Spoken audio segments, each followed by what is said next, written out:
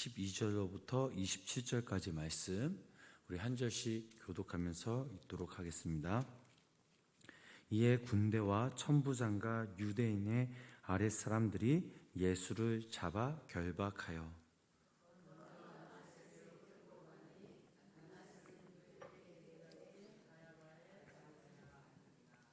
가야바는 유대인들에게 한 사람이 백성을 위하여 죽는 것이 유익하다고 권고하던 자로라.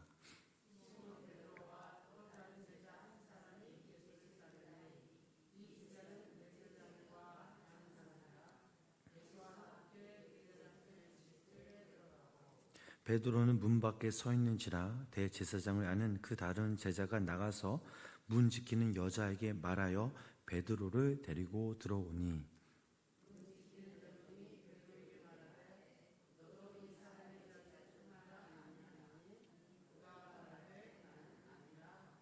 그때가 추운 고로 종과 아랫사람들이 불을 피우고 서서 쬐니 베드로도 함께 서서 쬐더라.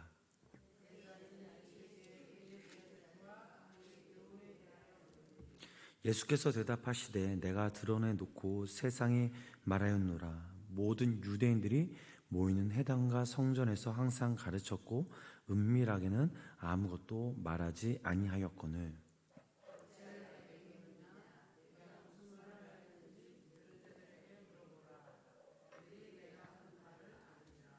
이 말씀을 하심에 곁에 섰던 아랫사람 하나가 손으로 예수를 쳐 이르되 내가 대제사장에 이같이 대답하였느냐 하니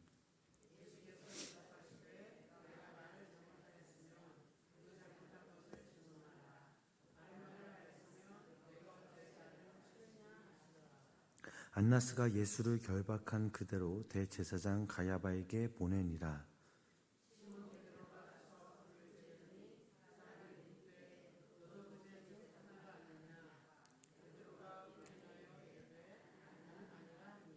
대제사장의 종 하나는 베드로에게 길을 잘리는 사람의 친척이라 이르되 네가 그 사람과 함께 동산에 있는 것을 내가 보지 아니하였느냐. 이에 베드로가 아니 곧 닭이 울더라. 아멘. 오늘도 살아계신 하나님의 은혜와 사랑이 우리 성도님 삶 가운데 함께 하시길 주님의 이름으로 간절히 축원합니다. 오늘 본문 말씀을 보니까 예수님이 드디어 체포하시는 그런 장면이 나오고 있습니다. 예수님을 체포하기 위해 세 무리들이 찾아왔는데 예수님은 결박당하신 채 빌라도 법정으로 가시지 않고 대제사장인 안나스의 집으로 끌려갔습니다. 그 말씀이 오늘 본문 12절로부터 14절까지 말씀인데 그 말씀 다시 한번 함께 읽어보도록 하겠습니다. 이에 군대와 천부장과 유대인의 아랫사람들이 예수를 잡아 결박하여 먼저 안나스에게로 끌고 가니 안나스는 그해 대제사장인 가야바의 장인이라. 가야바는 유대인들에게 한 사람이 백성을 위하여 죽는 것이 유익하다고 권고하던 자로라. 아멘. 자, 안나스는 당시 현직 대제사장이 아닌 바로 전임 대제사장이었습니다. 그럼에도 불구하고 예수님께서 당시 대제사장인 가야바의 집으로 끌려가기 전에 안나스의 집에 먼저 끌려가신 것을 안나스가 가야바의 장인이자 실제적 권력을 진 후 그 막강한 실력자였기 때문에 예수님은 먼저 그의 집으로 끌려간 것으로 보고 있습니다.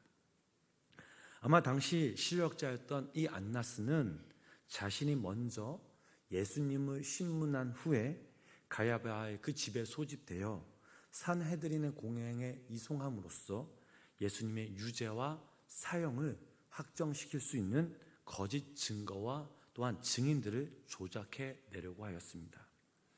14절 말씀에서 저희들이 읽었던 것처럼 안나스의 사인 가야바를 이렇게 소개하고 있죠. 가야바는 유대인들에게 한 사람이 백성을 위하여 죽는 것이 유익하라고 권고하던 자라. 가야바가 왜 이런 말을 했을까요? 그 배경을 보면 당시 예수님의 사랑하는 그런 제자 사람 나사로가 병이 들어 갑자기 죽었습니다. 아마 나사로는 이미 장사를 치렀고 시체에서는 이미 썩은 악취가 풍기고 있을 때 예수님께서는 그의 마을에 도착하셨습니다. 그리고 나사로의 돌무덤을 찾아가셔서 나사로야 라고 외치셨는데 죽었던 나사로가 그 무덤에서 살아 걸어 나왔습니다. 이것은 정말 놀라운 기적이었고 그 소문은 온 동네에 쫙 퍼졌습니다. 이 사건으로 인해서 예수님을 믿는 그런 사람들이 급속히 퍼졌습니다. 이 사건을 들은 유대 종교 지도자들은 불안감에 떨었습니다. 왜냐하면 예수님의 그 이러한 기적 사건으로 인해 자신들의 종교적 기득권을 상실하게 된다라는 그런 위협감을 느꼈기 때문입니다. 종교 지도자들이 아무런 대책을 내놓지 못하자 당시 대제사장이었던 가야바가 이런 말을 하였습니다. 요한복음 11장 50절 말씀이죠.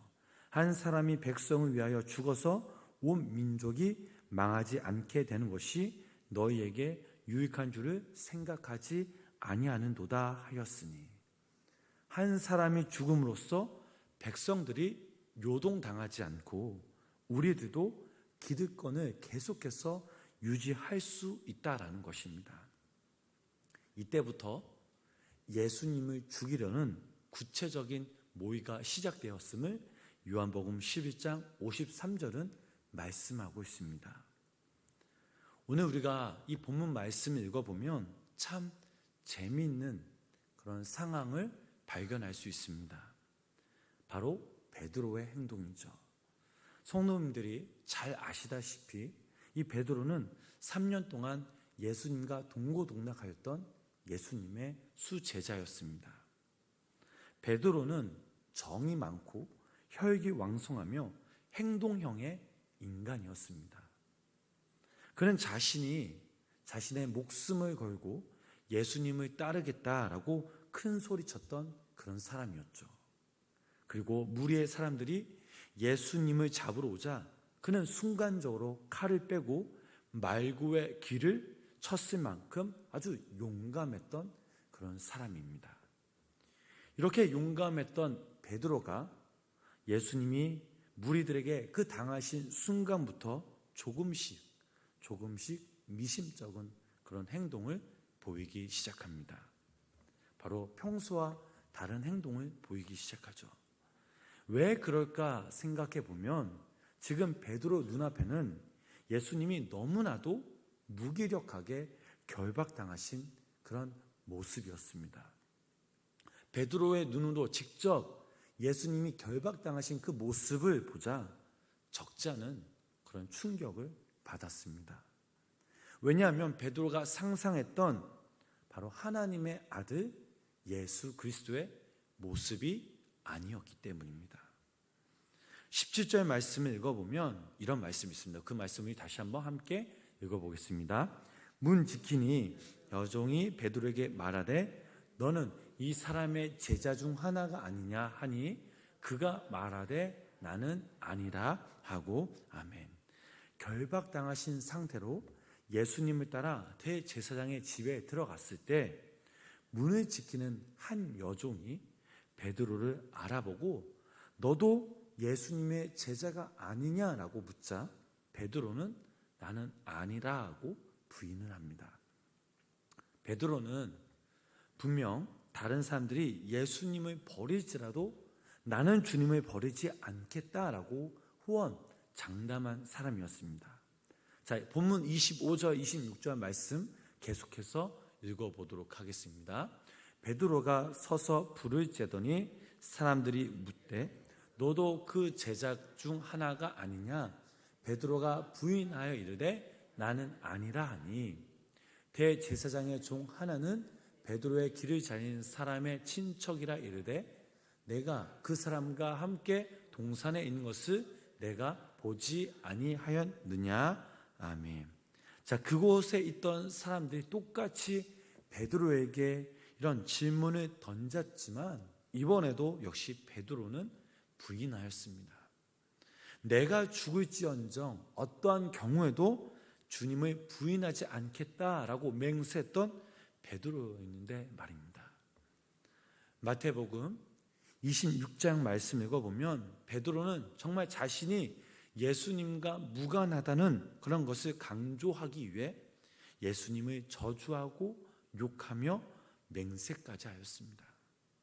한순간 이 베드로의 선택으로 말미암아 자신의 생각과 꿈이 여지없이 무너지고 말았습니다.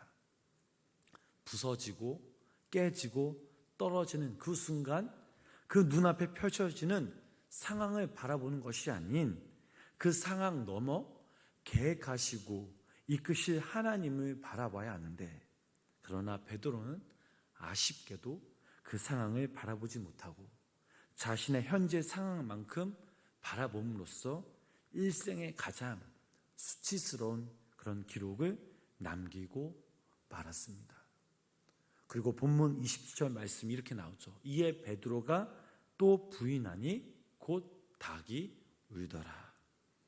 베드로는 새벽에 그 닭이 우는 소리를 듣고 바로 회개하였습니다. 닭이 우는 소리를 듣고 베드로는 불현듯 예수님의 그 말씀이 생각났습니다. 그 말씀은 바로 오늘 밤 닭 울기 전 네가 나를 3번 부인할 것이다 라는 바로 예수님의 말씀이었습니다. 베드로는 예수님의 말씀을 기억하는 순간, 그 순간 주님께 회개하였습니다. 마태복음 26장 75절 말씀 읽어보면 이에 베드로가 예수님의 말씀에 닭 울기 전에 내가 3번 나를 부인하리라 하시니 생각나서 밖에 나가서 통곡하니라 라는 말씀이 나와 있습니다. 얼마나 울었으면 그냥 우는 것이 아니라 이 말씀에는 통곡하리라, 예수님을 향한 그 마음이 정말 간절하게 부르짖으며 예수님 앞에 통곡했다라는 그런 베드로의 모습입니다. 오늘 이 본문 말씀을 읽으면서 우리의 모습을 되돌아볼 수 있습니다. 우리가 아무리 하나님을 믿고 구원받았다 할지라도, 하나님의 자녀라라고 우리가 고백한다 할지라도 우리 스스로 하나님과의 그 바른 관계를 맺지 못하고 또한 우리가 하나님의 그 뜻 안에 거하지 못한다면 우리는 불신자와 우리의 모습은 별반 차이가 없다라는 사실입니다. 우리의 삶이 하나님의 진리를 알지 못하는 자들과 동일하다면 이것은 하나님의 말씀을 구하지 않았다라는 그런 삶을 살았다라는 것이며, 우리의 환경에서 우리의 삶의 자리에서 주님을 바라보기는커녕 다른 무언가를 바라보며 의지했다라는 사실을 보여줍니다. 우리가 진정 예수님을 믿고 따른다면, 또 우리의 뿌리가 하나님의 은혜로 바뀌었다면 진정 하나님의 말씀을 매일의 양식으로 삼고 먹어야 된다라는 그 사실을 우리는 우리 삶을 통해서 증명될 수 있어야 합니다. 하나님의 말씀을 의지하지 않고 내 삶 가운데 지혜의 말씀을 심지 않는다면, 다시 한번 말씀을 드리지만 우리는 결코 하나님의 자녀가 될 수 없습니다.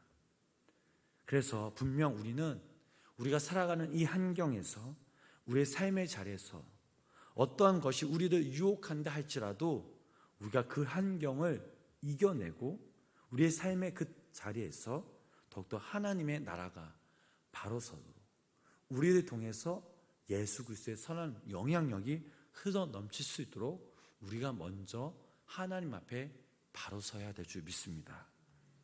사랑하는 우리 성도님 여러분, 오늘 본문 말씀을 보면 예수님의 수제자였던 베드로 역시 언제든지 어떤 상황 속에서 무너질 수 있었던 그 모습을 우리는 볼 수 있었습니다. 베드로의 모습을 바라보면서 우리의 모습이 될 수 있으므로 우리들 역시 겸허히 행하며 또 그의 전철을 밟지 않도록 주의해야 합니다. 베드로는 분명 주님을 위해 죽을 수 있겠다라고 생각했지만 막상 그의 삶 가운데 위기가 다가오자 전혀 다른 모습으로 변했습니다.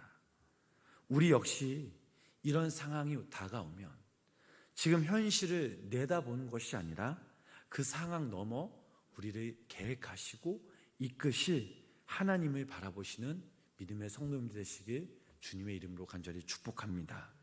그래서 바라옵기 여기 모인 우리 성도님들이 늘 예수님 안에 거하심으로 주님 주신 그 상황 가운데 오직 주님 한 분만을 바라보시며 나아가실 때 하나님의 자녀답게 하나님의 주신 그 지혜의 말씀 붙잡고 살아가실 때 바로 예수 그리스도의 이름으로 승리하시는 믿음의 성도님들의 삶 되시길 주님의 이름으로 간절히 축원합니다.